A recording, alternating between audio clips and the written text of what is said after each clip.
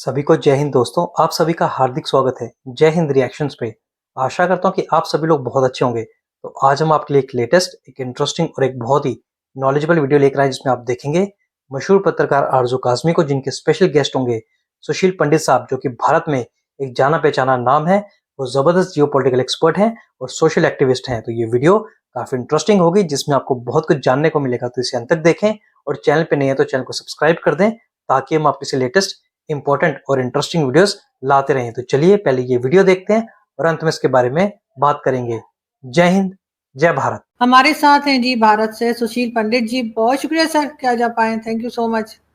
मुझे शामिल करने के लिए बहुत बहुत आभार। सर, आपको टीवी पर हम अक्सर देखते रहते हैं और बहुत कुछ आपसे सीखने की भी कोशिश करते हैं, समझने की कोशिश करते हैं, खास तौर पे जो ये कश्मीर को लेकर जो एक हिंदुस्तान पाकिस्तान के बीच में आप जानते हैं कि टेंशन बनी रहती है। उसको रिसेंटली भी हमने देखा कि किस तरीके से भारत की तरफ से अटैक किया गया, फिर पाकिस्तान ने उसके जवाब में पाकिस्तान ने भी जो है अटैक किया। लेकिन सर, एक चीज ये भी कही जाती है कि जी हाफिज सईद को दे दीजिए। आपको लगता है कि अगर हाफिज सईद, मसूद अजहर, इस तरह के 2-4 लोग जो यहाँ पाए जाते हैं और जिनसे आप लोगों को हमेशा शिकायत रहती है, अगर उन्हें भारत के हवाले कर देंगे तो क्या अमन आ जाएगा? क्या कश्मीर में जो अटैक किए जाते हैं क्या वो रोक लिए जाएंगे? सवाल के लिए शुक्रिया। पहले तो मैं जिस तरह इसको देखता हूं उसको दुरुस्त कर दूं। भारत की तरफ से अटैक नहीं हुआ, पहले पहलगाम हुआ। पहलगाम हुआ नहीं, पहलगाम किया गया। उस पर भारत ने एक प्रतिक्रिया दी, एक रिएक्शन दिया, और फिर जो कुछ हुआ वो आपने और मैंने दोनों ने देखा। रही बात क्या हाफिज सईद को दे देने से सब कुछ ठीक हो जाएगा, यही है ना आपका सवाल? जी। तो मुझे नहीं लगता कि एक आदमी को आप हमें सौंप देंगे तो सब कुछ ठीक हो जाएगा। लेकिन मुझे इतना जरूर मालूम है कि अगर आप हाफिज सईद को दे दें तो जो पाकिस्तानी स्टेट की क्रेडिबिलिटी है इस जिहादी इंफ्रास्ट्रक्चर को तैयार करने की, उसको बहुत बड़ा धक्का लगेगा। जिन लोगों को आप ये चूरन बेच बेच कर रिक्रूट करते हैं, जिहाद में इकट्ठा करते हैं, उन लोगों को आप मुंह दिखाने लायक नहीं रहेंगे कि जो उनके माई बाप हैं, जिनकी तकरीरें सुन सुन के उनमें शौक शहादत पैदा होता है, जो मरकज चलाते हैं उनकी सिखलाई के, उनको ट्रेनिंग देने के, जो उनको जन्नत की हूरें दिखलाते हैं अपनी तकरीरों में, और उनके माँ बाप के लिए जन्नत के दरवाजे खुलवाते हैं उनकी शहादत से, उन लोगों को पाकिस्तानी स्टेट, पाकिस्तान की रियासत, पाकिस्तान की आईएसआई, पाकिस्तान की आर्मी, पाकिस्तान का पॉलिटिकल क्लास मुंह दिखाने लायक नहीं रहेगा।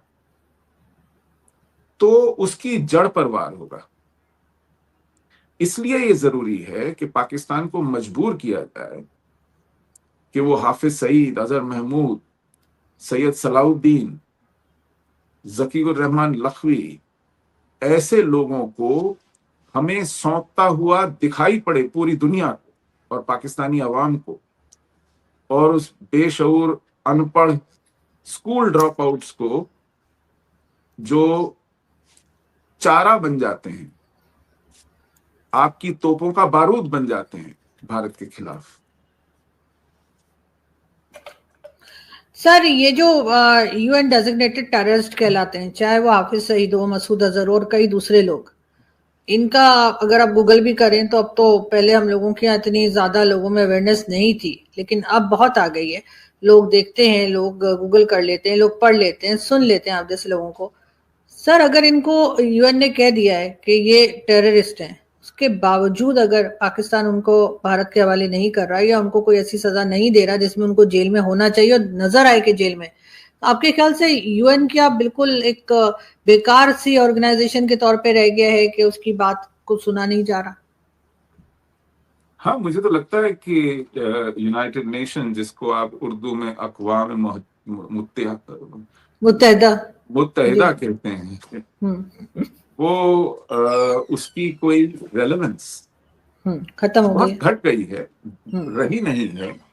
उसका जो चाहे जैसा चाहे लोग इस्तेमाल कर लेते हैं। वो एक किराए का मकान रह गया है जिसमें बारी बारी से लोग आते हैं, अपनी दलीलें झाड़ते हैं, उसके उससे मनचाहे रेजोल्यूशंस और मनचाही अपील्स करवा लेते हैं। अभी हाल ही में पाकिस्तान जैसे कबाड़ा मुल्क ने टीआरएफ का रेफरेंस हटवा दिया उसकी इस पूरे किस्से की अपील को लेकर के। मतलब जो भी चाहे जिस भी डायरेक्शन में चाहे हाँक के ले जाता है इस यूएन को। कोई वेट, कोई क्रेडिबिलिटी नहीं रही है इस ऑर्गेनाइजेशन की, और ये रिप्रेजेंटेटिव ऑर्गेनाइजेशन भी नहीं है। भारत जो दुनिया का सबसे बड़ा मुल्क है आबादी में, सबसे बड़ी 5 इकोनॉमीज में से एक है, सबसे बड़ी 4 मिलिट्रीज में से एक है, उसका सिक्योरिटी काउंसिल में कोई रिप्रेजेंटेशन नहीं। पूरे के पूरे अफ्रीका कॉन्टिनेंट का कोई रिप्रेजेंटेशन नहीं है। पूरे के पूरी लैटिन अमेरिका कॉन्टिनेंट का कोई रिप्रेजेंटेशन नहीं है।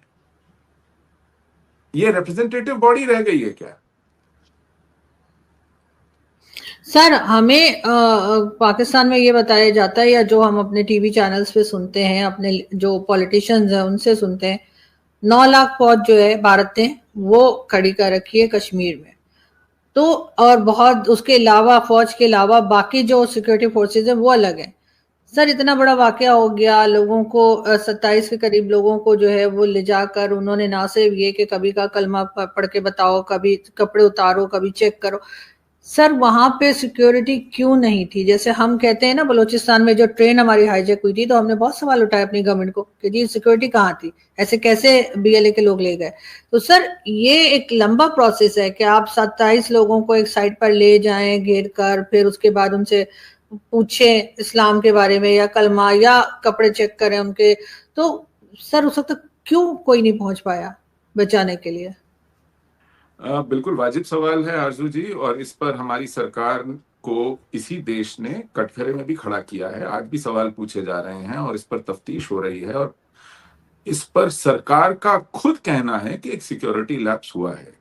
ये सवाल वाजिब है किसी भी देश में जहां पर सिक्योरिटी को लेकर सेंसिटिविटी हो, लेकिन ये सवाल तब वाजिब नहीं है जब आप दहशतगर्दों को बच निकलने का मौका देने के लिए ये सवाल पूछें, या किसी उस मुल्क को अपना पल्ला झाड़ देने का मौका देने के लिए ये सवाल पूछें कि अरे साहब आपने कोताही की है। नहीं, आपकी कोताही भी नहीं है, आपने ये खुद किया है और फिर हम पर मलबा डाल रहे हैं। ऐसा करने के लिए ये बहानेदार सवाल चलेगा नहीं, क्योंकि सबसे पहली बात, हमारे पास आर्मी मुश्किल से 12-13 लाख है। अगर आप सोचते हैं कि उसमें से 9 लाख हम कश्मीर में डाल देंगे, तो जो बाकी की सरहद है पाकिस्तान के साथ, चाहे वो पंजाब है, राजस्थान है, गुजरात है, वहां क्या करेंगे? और जो सरहद आपसे भी बड़ी सरहद हमारी चीन के साथ है, वहां क्या करेंगे? और फिर सरहद बांग्लादेश के साथ है, वहां क्या करेंगे? तो ये शेख चिल्लियों वाली उड़ाना बंद करें कि साहब 9 लाख फौज कश्मीर में है। ऐसा कुछ नहीं है। हाँ, वहां तैनाती है क्योंकि उधर बार बार हमले हुए हैं आपकी तरफ से। डिस्प्रपोर्शनेट तैनाती है बाकी जगह की सीमाओं के मुकाबले, क्योंकि वहां पर आपने एक जिहाद बर्पा किया हुआ है। लेकिन 9 लाख तो नहीं है, 5 लाख भी नहीं है। अब जितनी भी है उतनी भी, जैसे कि कश्मीर की टेरेन है, जैसे कि वहां पर बॉर्डर है, एलओसी है, उसके लिए नाकाफी है, क्योंकि बॉर्डर पहाड़ी है, जंगलात हैं, नदी नाले हैं, और फिर उसके बाद आपकी बनाई हुई सुरंगें हैं। तो ऐसे में आप जितनी मर्जी फेंसिंग कर लें, जितनी मर्जी इलेक्ट्रॉनिक सर्वेलेंस कर लें, जितनी मर्जी चौकियां बिठा लें और जितनी मर्जी पेट्रोलिंग कर लें, वो 100% लीक प्रूफ नहीं है। ये आपको भी पता है, ये हमको भी पता है, और ये उन लोगों को भी पता है जो वहां से घुसपैठ कराते हैं। तो इसलिए गुंजाइश बनी रहती है। दूसरी बात, सिर्फ एलओसी से या इंटरनेशनल बॉर्डर से घुसपैठ हो रही हो ऐसा नहीं है। आपका पूरा निजाम जानता है कि हमारा नेपाल के साथ एक पोरस बॉर्डर है, कोई फेंसिंग नहीं है, कोई तैनाती नहीं है, क्योंकि नेपाल और भारत में आना जाना मानो एक ही देश के लोग आपस में एक दूसरे की जगह जा रहे हों, ऐसा है। तो इस पोरस बॉर्डर का नाजायज फायदा उठाया जाता है, नेपाल के रास्ते घुसपैठ कराई जाती है और उसके बाद वो छुपते छुपाते कश्मीर पहुंच जाते हैं, क्योंकि शक्ल सूरत में, हाव भाव में, जुबान में हम लोग एक जैसे ही हैं। और ऐसा नहीं है कि हर आदमी की जामा तलाशी होती हो, शिनाख्त पूछी जाती हो इस इतने बड़े मुल्क में, 150 करोड़ के मुल्क में। तो ये आसान हो जाता है किसी दुश्मन के लिए अलग अलग नए नए रास्तों से कश्मीर पहुंचना और फिर वहां जाकर इस तरह की हरकत करना, इस तरह की वारदात करना। इशू ये है कि ये वारदातें कौन करा रहा है, क्यों करा रहा है, इनका मौकिफ क्या है, ये करना क्या चाहते हैं, अचीव क्या करना चाहते हैं, और वो सबके सामने। दोस्तों, आशा करता हूँ कि वीडियो को आपने अंत तक देखा होगा और आरजू काज़मी और सुशील पंडित साहब का ये पूरा डिस्कशन आपको काफी पसंद आया होगा और इस वीडियो में आपको बहुत कुछ जानने को मिला होगा। तो ये वीडियो अगर आपको अच्छी लगी है, इसे लाइक और शेयर जरूर कर दें और अपने विचार हमें कमेंट सेक्शन में लिखकर जरूर बताएं और कमेंट सेक्शन में जय हिंद जरूर लिखें। तो चलिए फिर मिलेंगे ऐसी किसी इंपॉर्टेंट, नॉलेजेबल और इंटरेस्टिंग वीडियो में। तब तक अपना ध्यान रखिए। जय हिंद, जय भारत।